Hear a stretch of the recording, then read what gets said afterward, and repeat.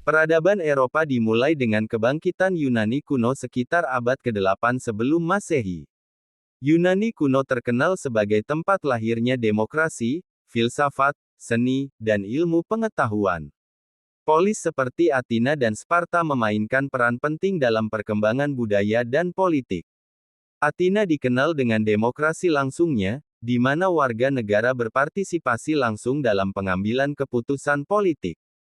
Filsafat Yunani kuno melahirkan tokoh-tokoh besar seperti Socrates, Plato, dan Aristoteles. Socrates mengembangkan metode dialektika yang dikenal sebagai Socratic Method, sedangkan Plato mendirikan akademi yang menjadi pusat pendidikan dan pemikiran filosofis. Aristoteles, murid Plato, memberikan kontribusi signifikan dalam berbagai bidang, termasuk logika, etika, dan ilmu alam. Kebudayaan Yunani juga dikenal dengan kontribusinya dalam seni dan arsitektur. Kuil Parthenon di Athena adalah contoh arsitektur yang megah, sementara teater Yunani menciptakan drama tragedi dan komedi yang masih dipelajari hingga kini. Olimpiade pertama diadakan di Olimpia pada tahun 776 sebelum Masehi, menjadi tradisi yang bertahan hingga era modern. Setelah Yunani, Kekaisaran Romawi muncul sebagai kekuatan dominan di Eropa. Didirikan pada 27 sebelum Masehi oleh Augustus, kekaisaran ini membawa stabilitas dan kemakmuran melalui penaklukan dan integrasi budaya. Romawi menyebarkan hukum, teknologi, dan bahasa Latin yang menjadi dasar banyak bahasa Eropa modern. Kekaisaran Romawi terkenal dengan infrastruktur canggihnya, seperti jalan raya yang menghubungkan seluruh kekaisaran, saluran air yang membawa air bersih ke kota-kota, dan amfiteater seperti Kolosseum yang menjadi pusat hiburan. Sistem hukum Romawi, dengan konsep seperti habeas corpus dan hak-hak sipil, memberikan fondasi bagi hukum modern di banyak negara. Kejatuhan Kekaisaran Romawi pada abad ke-5 Masehi menandai berakhirnya era klasik dan awal dari abad pertengahan.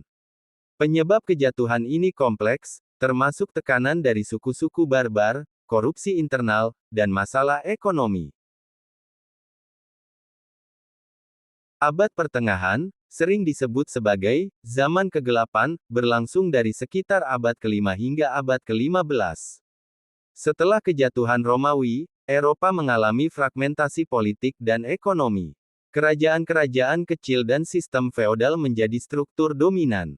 Namun, abad ini juga menyaksikan kebangkitan agama Kristen sebagai kekuatan penyatu di Eropa. Gereja Katolik Roma menjadi pusat kekuasaan, pengetahuan, dan seni.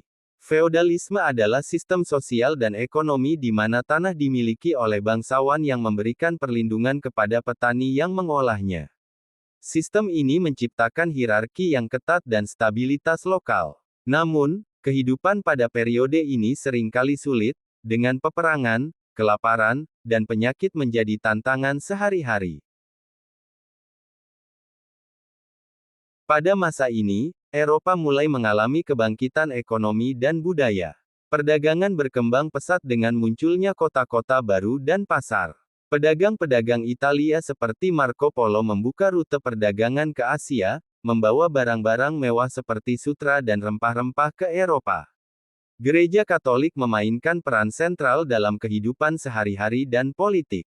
Katedral-katedral megah seperti Notre Dame di Paris dan Chartres Cathedral dibangun untuk menunjukkan kemajuan dalam arsitektur gotik. Monastik dan universitas-universitas seperti Universitas Oxford dan Universitas Paris menjadi pusat pendidikan dan pembelajaran. Perang Salib, yang dimulai pada abad ke-11, adalah serangkaian ekspedisi militer oleh Eropa Kristen untuk merebut tanah suci dari kekuasaan Muslim. Meskipun kontroversial dan berdarah, Perang Salib membawa kontak budaya antara Eropa dan Timur Tengah, memperkenalkan pengetahuan dan teknologi baru seperti kompas dan kertas. Abad Pertengahan akhir ditandai oleh krisis dan perubahan. Wabah maut hitam, Black Death, pada pertengahan abad ke-14 mengakibatkan kematian sepertiga populasi Eropa, mengubah struktur sosial dan ekonomi. Kekurangan tenaga kerja membuat petani menuntut upah yang lebih tinggi, melemahkan sistem feodal. Perang 100 tahun tahun 1337 sampai tahun 1453 antara Inggris dan Prancis juga membawa perubahan politik signifikan. Konflik ini memperkuat identitas nasional dan mengubah taktik militer dengan penggunaan busur panjang dan senjata api awal.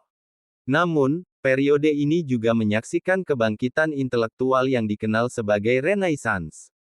Renaissance dimulai di Italia dan menyebar ke seluruh Eropa, membawa kebangkitan dalam seni, ilmu pengetahuan, dan pemikiran humanistik. Periode Renaissance, yang dimulai pada abad ke-14 di Italia, adalah masa kebangkitan dalam seni, ilmu pengetahuan, dan pemikiran humanistik. Renaissance, yang berarti lahir kembali, mencerminkan kembalinya minat pada budaya klasik Yunani dan Romawi. Kota-kota seperti Florence dan Venice menjadi pusat perdagangan dan kekayaan.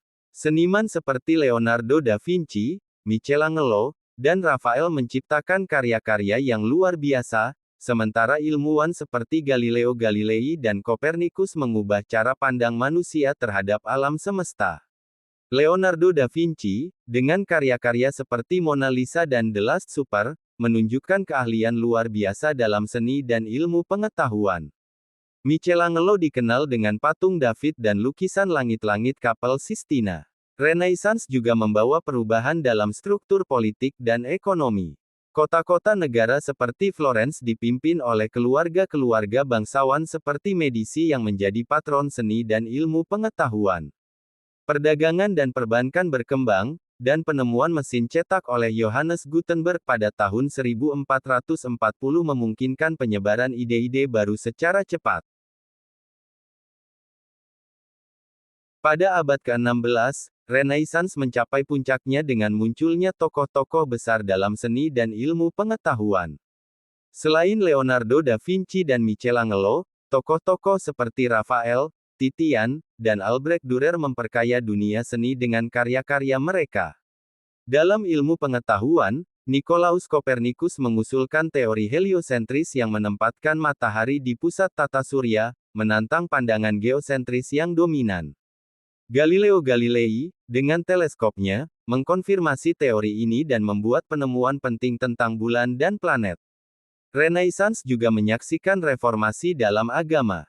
Martin Luther, dengan tesisnya pada tahun 1517, memulai reformasi Protestan yang memecah gereja Katolik dan membentuk berbagai denominasi Kristen baru. Reformasi ini mengubah wajah agama di Eropa dan menyebabkan konflik dan perang agama selama beberapa dekade. Pada abad ke-15 dan ke-16, bangsa Eropa memulai penjelajahan laut yang luas.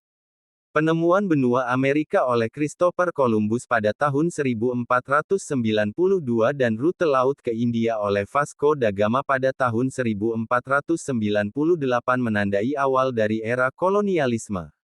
Negara-negara seperti Spanyol, Portugal, Inggris, dan Prancis mendirikan koloni di Amerika, Afrika, dan Asia. Penjelajahan ini didorong oleh berbagai faktor, termasuk keinginan untuk menemukan rute perdagangan baru, mencari kekayaan, dan menyebarkan agama Kristen.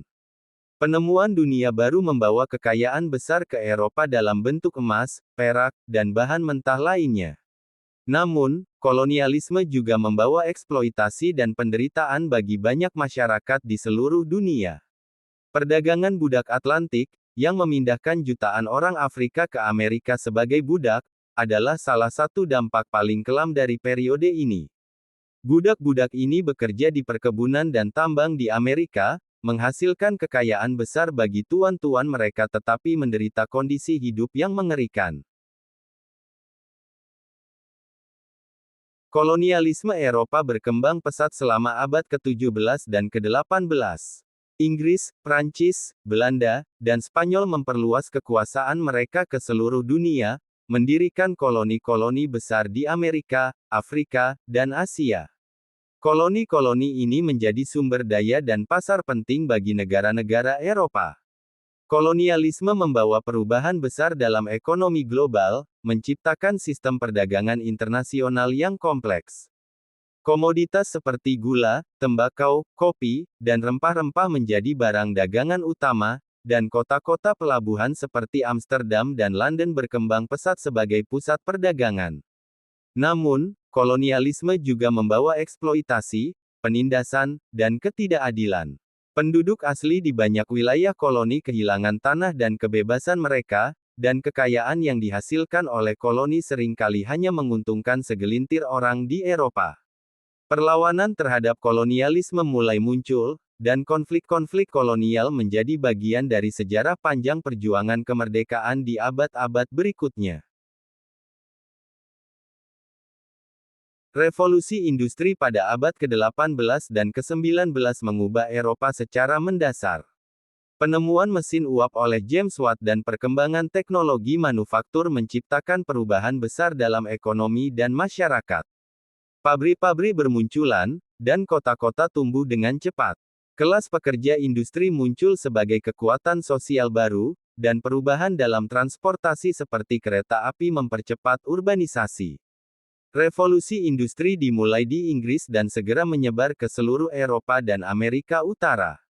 Proses produksi yang sebelumnya dilakukan dengan tangan digantikan oleh mesin, meningkatkan efisiensi dan produktivitas.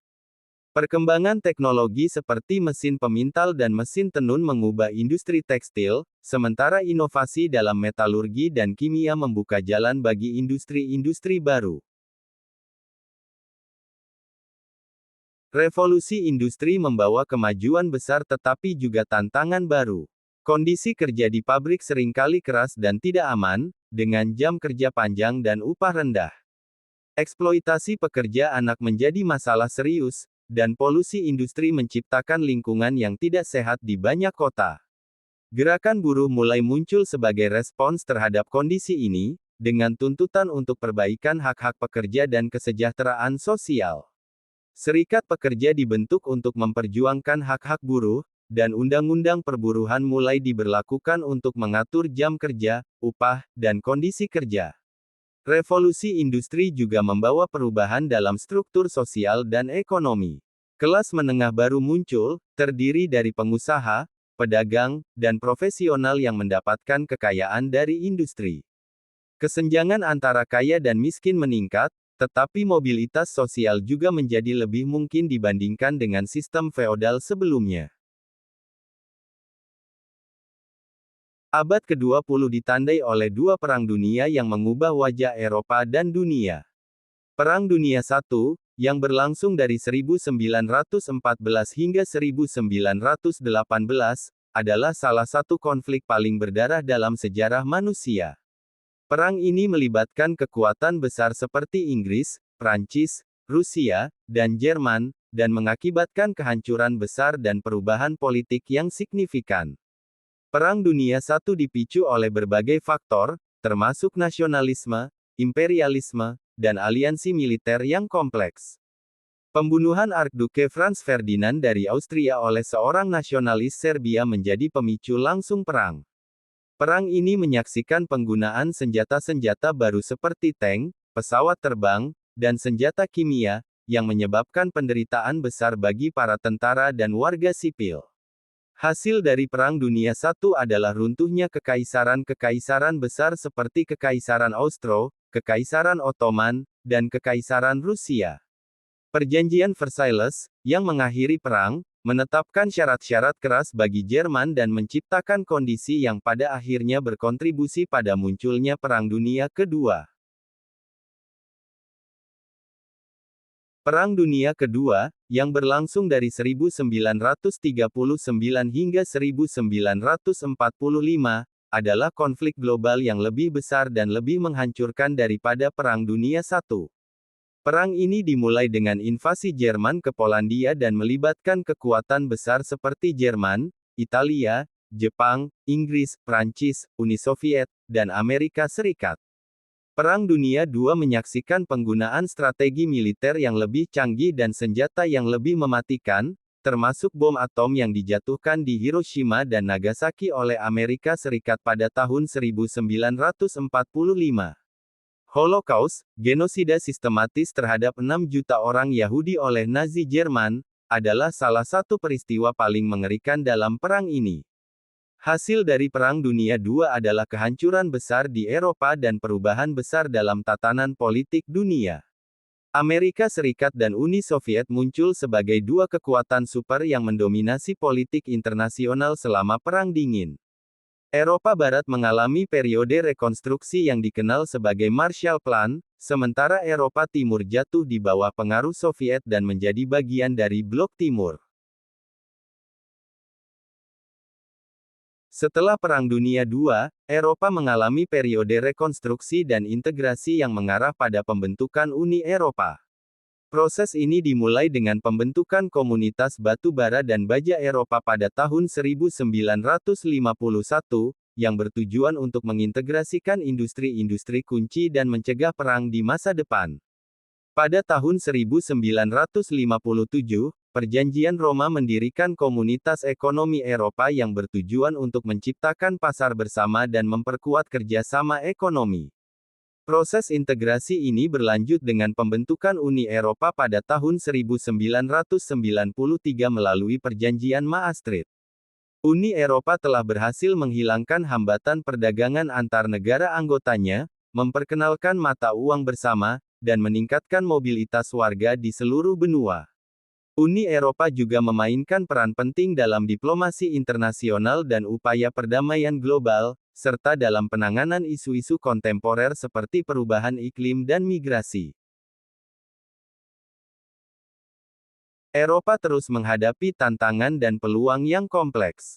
Globalisasi telah mengubah ekonomi dan masyarakat Eropa, menciptakan peluang baru tetapi juga tantangan seperti ketidaksetaraan ekonomi dan hilangnya lapangan kerja di sektor-sektor tradisional. Teknologi digital dan inovasi ilmiah membawa perubahan besar dalam berbagai aspek kehidupan, dari komunikasi hingga kesehatan. Kota-kota seperti Berlin, London, dan Stockholm menjadi pusat teknologi dan inovasi, menarik talenta dan investasi dari seluruh dunia. Eropa juga menghadapi berbagai isu kontemporer yang memerlukan perhatian dan tindakan. Perubahan iklim adalah salah satu tantangan terbesar, dengan dampak yang dirasakan di seluruh benua, termasuk cuaca ekstrim, kenaikan permukaan laut, dan hilangnya keanekaragaman hayati. Uni Eropa telah mengambil langkah-langkah signifikan untuk mengatasi perubahan iklim, termasuk kesepakatan hijau Eropa yang bertujuan untuk membuat Eropa menjadi benua netral karbon pada tahun 2050. Migrasi juga menjadi isu penting, dengan gelombang pengungsi dan migran dari kawasan konflik seperti Timur Tengah dan Afrika Utara mencari perlindungan di Eropa. Ini telah memicu debat tentang kebijakan migrasi, integrasi, dan solidaritas di antara negara-negara anggota Uni Eropa. Salah satu peristiwa paling signifikan dalam sejarah modern Eropa adalah Brexit, yaitu keluarnya Inggris dari Uni Eropa pada tahun 2020. Brexit menciptakan ketidakpastian politik dan ekonomi, serta memicu debat tentang masa depan Uni Eropa dan integrasi Eropa. Meskipun menghadapi berbagai tantangan, Eropa tetap menjadi salah satu kawasan paling maju di dunia dalam hal ekonomi, teknologi, dan kesejahteraan sosial. Uni Eropa terus bekerja untuk memperkuat integrasi dan solidaritas di antara negara-negara anggotanya, sambil menangani isu-isu global yang kompleks.